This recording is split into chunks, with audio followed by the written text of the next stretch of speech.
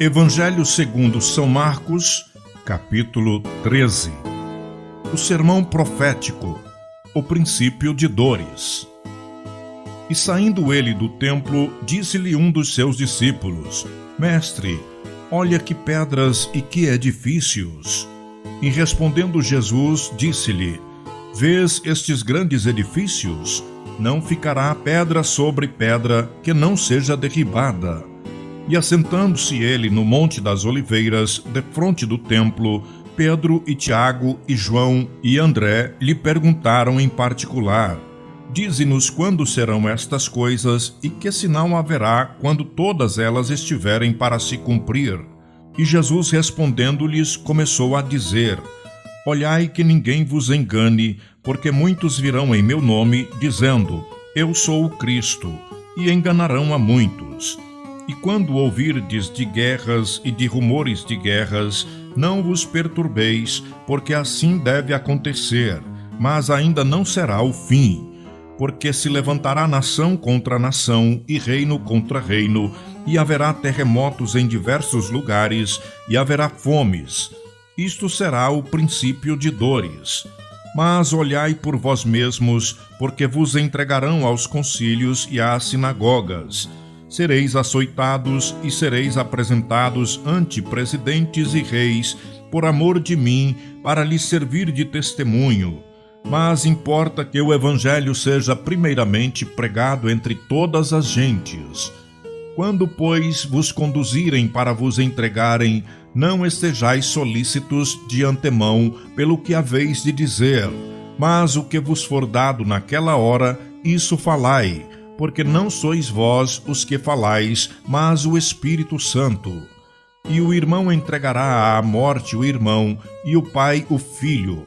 E levantar-se-ão os filhos contra os pais, e os farão morrer. E sereis aborrecidos por todos por amor do meu nome. Mas quem perseverar até o fim, esse será salvo. O sermão profético continua: a grande tribulação. Ora, quando vós virdes a abominação do assolamento que foi predito, estar onde não deve estar, quem lê entenda. Então os que estiverem na Judéia, fujam para os montes. E o que estiver sobre o telhado, não desça para a casa, nem entre a tomar coisa alguma de sua casa. E o que estiver no campo, não volte atrás para tomar o seu vestido. Mas ai das grávidas e das que criarem naqueles dias. Orai, pois, para que a vossa fuga não suceda no inverno, porque naqueles dias haverá uma aflição tal, qual nunca houve desde o princípio da criação que Deus criou, até agora, nem jamais haverá. E se o Senhor não abreviasse aqueles dias, nenhuma carne se salvaria. Mas por causa dos escolhidos que escolheu, abreviou aqueles dias. E então, se alguém vos disser: Eis aqui o Cristo, ou ei-lo ali, não acrediteis. Porque se levantarão falsos cristos e falsos profetas, e farão sinais e prodígios, para enganarem, se possível, até os escolhidos. Mas vós vede, eis que de antemão vos tenho dito tudo. O sermão profético continua: a vinda do Filho do Homem. Ora, naqueles dias, depois daquela aflição, o sol se escurecerá e a lua não dará a sua luz, e as estrelas cairão do céu, e as forças que estão no céu serão abaladas. E então verão o Filho do Homem nas nuvens, com grande poder e glória. E ele enviará os seus anjos e ajuntará os seus escolhidos desde os quatro ventos da extremidade da terra até a extremidade do céu. Aprendei, pois, a parábola da figueira. Quando já o seu ramo se torna tenro e brota folhas, bem sabeis que já está próximo o verão. Assim também vós, quando virdes sucederem estas coisas, sabei que já está perto às portas. Na verdade vos digo que não passará esta geração sem que todas estas coisas aconteçam. Passará o céu e a terra, mas as minhas palavras não passarão. O sermão profético continua: a vigilância.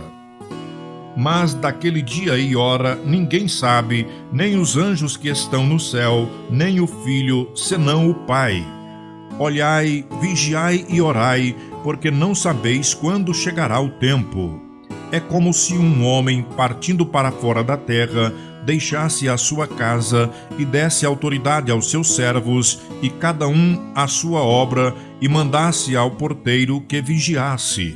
Vigiai, pois, porque não sabeis quando virá o Senhor da casa. Se há à tarde, se há à meia-noite, se ao cantar do galo, se pela manhã, para que, vindo de improviso, não vos ache dormindo. E as coisas que vos digo, digo-as a todos, vigiai. Evangelho conforme São Marcos, capítulo 14. A consulta dos sacerdotes. E dali a 2 dias era a Páscoa e a festa dos pães ázimos. E os principais dos sacerdotes e os escribas buscavam como o prenderiam com dolo e o matariam. Mas eles diziam: não na festa, para que porventura se não faça alvoroço entre o povo. O jantar em Betânia. E estando ele em Betânia, assentado à mesa, em casa de Simão, o leproso, veio uma mulher que trazia um vaso de alabastro com unguento de nardo puro, de muito preço, e, quebrando o vaso, lhe derramou sobre a cabeça. E alguns houve que em si mesmos se indignaram e disseram: para que se fez este desperdício de unguento? Porque podia vender-se por mais de 300 dinheiros e dá-lo aos pobres. E bramavam contra ela.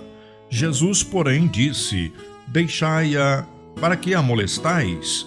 Ela fez-me boa obra, porque sempre tendes os pobres convosco, e podeis fazer-lhes bem quando quiserdes, mas a mim nem sempre me tendes.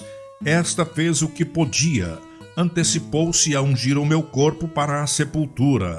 Em verdade vos digo que em todas as partes do mundo, onde este evangelho for pregado, também o que ela fez será contado para a sua memória. O preço da traição. E Judas Iscariotes, um dos 12, foi ter com os principais dos sacerdotes para lhe o entregar. E eles, ouvindo-o, folgaram e prometeram dar-lhe dinheiro, e buscava como o entregaria em ocasião oportuna. A última Páscoa e a Santa Ceia. E no primeiro dia dos pães ázimos, quando sacrificavam a Páscoa, disseram-lhe os discípulos: aonde queres que vamos fazer os preparativos para comer a Páscoa? E enviou 2 dos seus discípulos e disse-lhes: ide à cidade, e um homem que leva um cântaro de água vos encontrará, segui-o. E onde quer que entrar, dizei ao senhor da casa: o mestre diz: onde está o aposento em que hei de comer a Páscoa com os meus discípulos? E ele vos mostrará um grande cenáculo mobilado e preparado. Preparai-a ali. E saindo os seus discípulos, foram à cidade e acharam como lhes tinha dito, e prepararam a Páscoa. E chegada à tarde, foi com os 12.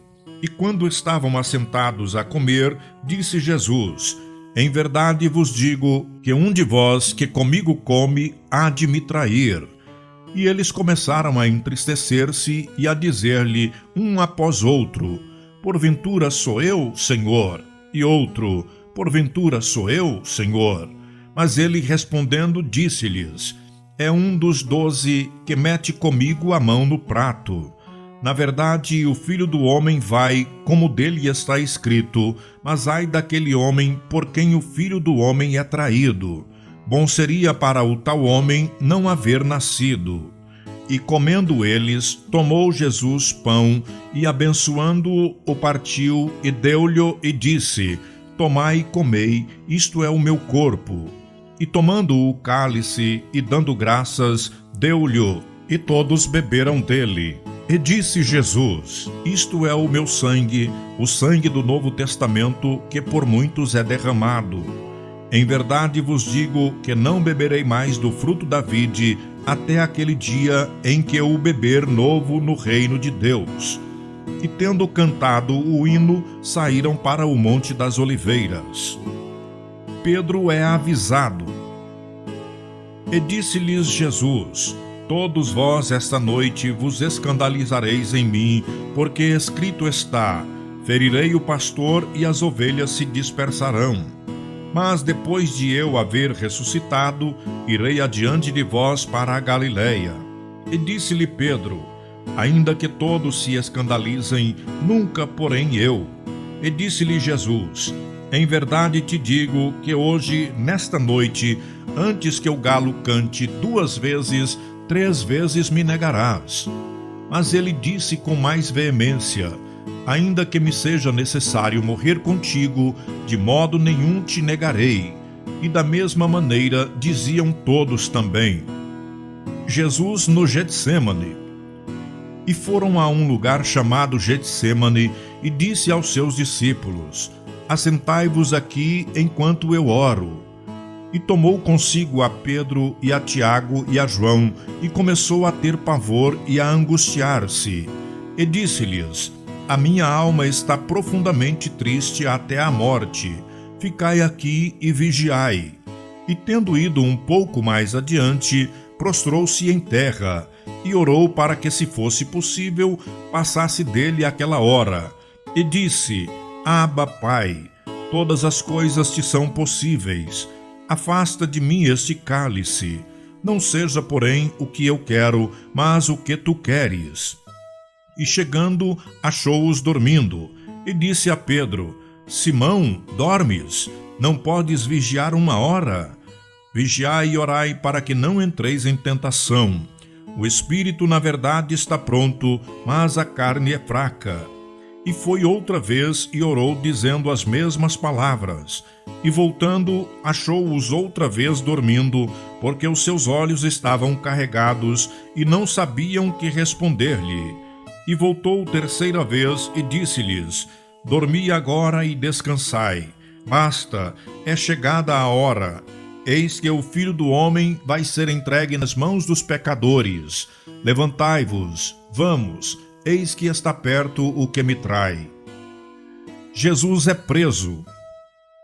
E logo falando ele ainda, veio Judas, que era um dos 12, da parte dos principais dos sacerdotes e dos escribas e dos anciãos, e com ele uma grande multidão com espadas e varapaus.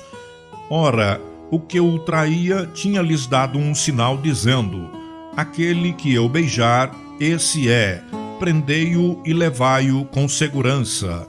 E logo que chegou, aproximou-se dele e disse-lhe: Rabi, Rabi, e beijou-o. E lançaram-lhe as mãos e o prenderam. E um dos que ali estavam presentes, puxando a espada, feriu o servo do sumo sacerdote e cortou-lhe uma orelha. E respondendo Jesus, disse-lhe: saístes com espadas e varapaus a prender-me como a um salteador? Todos os dias estava convosco ensinando no templo, e não me prendestes. Mas isto é para que as Escrituras se cumpram. Então, deixando-o, todos fugiram. E certo mancebo o seguia envolto em um lençol sobre o corpo nu, e lançaram-lhe a mão. Mas ele, largando o lençol, fugiu nu. Jesus perante o Sinédrio. E levaram Jesus ao sumo sacerdote, e ajuntaram-se todos os principais dos sacerdotes, e os anciãos, e os escribas. E Pedro o seguiu de longe até dentro do pátio do sumo sacerdote, e estava assentado com os servidores, aquentando-se ao lume.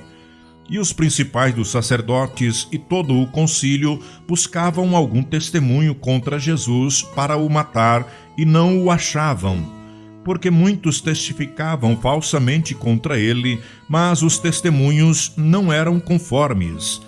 E levantando-se alguns testificavam falsamente contra ele, dizendo: nós ouvimos-lhe dizer: eu derribarei esse templo, construído por mãos de homens, e em 3 dias edificarei outro, não feito por mãos de homens. E nem assim o seu testemunho era conforme. E levantando-se o sumo sacerdote no sinédrio, perguntou a Jesus, dizendo: Nada respondes? Que testificam estes contra ti? Mas ele calou-se e nada respondeu. O sumo sacerdote lhe tornou a perguntar e disse-lhe: És tu o Cristo, o Filho do Deus bendito? E Jesus disse-lhe: Eu o sou, e vereis o Filho do Homem assentado à direita do poder de Deus e vindo sobre as nuvens do céu. E o sumo sacerdote, rasgando seus vestidos, disse: Para que necessitamos de mais testemunhas?